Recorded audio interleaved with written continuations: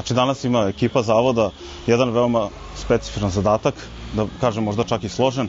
Idemo da puštamo 12 jedinki vetruški iz prihvatilišta, preuzimamo ih tamo, obeležavamo i nosimo ih na zaštićeno područje predeo izuzetnih odlika Subotička Peščara. To je jedan veliki otvoreni poligon, 5369 hektara, gde će oni moći da svako nađe svoje mesto u takvom jednom prostoru. Ne znamo kakav će biti ishod i epilog čitavog puštanja. Nadamo se nekom da će najboljim rešenjem, a to je da će ptice u stvari sve odleteti na različite strane. Takav jedan svakako ekosistem, da ne kažem jedna biocenoza, će moći da primi toliki broj jedinki. Tu će biti još nekih 6 sova, tako da ispratit ćemo kasnije kamerom.